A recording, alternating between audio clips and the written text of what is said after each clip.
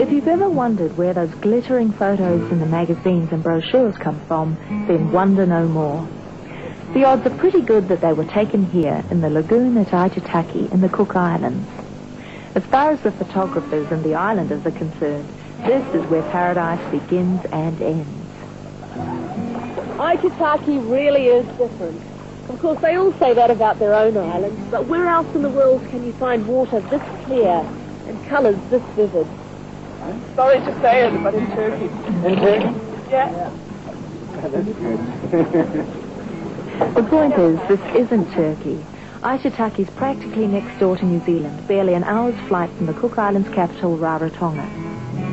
And it's a lagoon so big it was used as a landing base for flying boats, once the Cook's only air link with the world.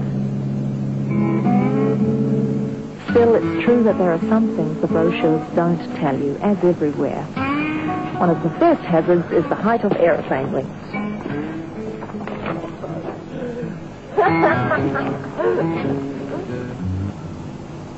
Others are more thoughtfully signposted. However, the main thing to be prepared for on Aitutaki is that the main island itself, where you stay, is not well endowed with beaches. The views may be glorious, but if you're chasing the brochure image, you'll have to pay to be ferried out into the lagoon each day. For many tourists, Aitutaki is simply a handy day trip from Rarotonga.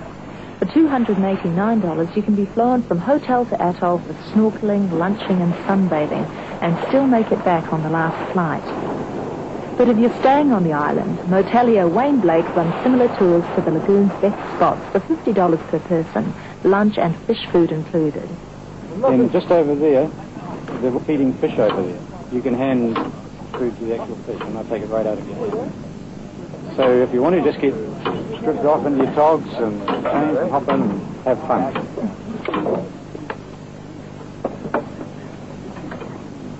On a good day, the conditions here for snorkeling are nearly perfect. And Turkey or no Turkey, the clarity of the water is breathtaking. There are plenty of spots to snorkel around the lagoon, but just here they've been feeding the fish for so long they seem to expect it as a right. They're coming after me! These fish are amazing!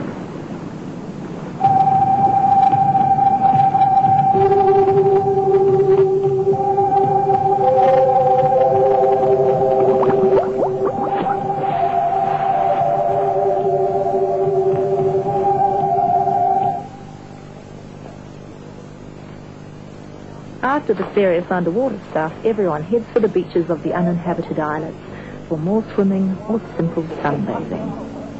And this is where the brochures do come to life, where you can imagine living on the perfect tropical island, at least until it's time to pack up and head back.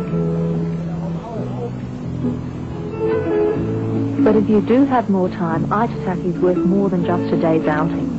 There are only 74 rooms to rent on the island and only one resort, which means island life proceeds relatively undisturbed.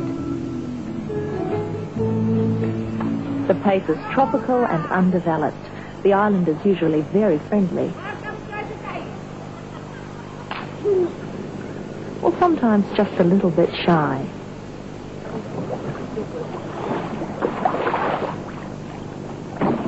And it doesn't take much to get someone to show you the other side of the lagoon, somewhere you can catch fish the way the locals do, or at least try.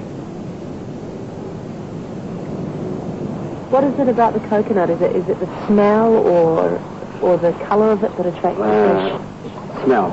Oh, I'll show you in a minute, huh? I'll move this one further. Usually what we do is we take a bit and we'll chew it up. Oh, yeah. We chuck them in. And even if the fish are too well fed to bite, by staying, at least you're sure to catch some more of those brochure things. Scenes the day trippers miss, and maybe, just maybe,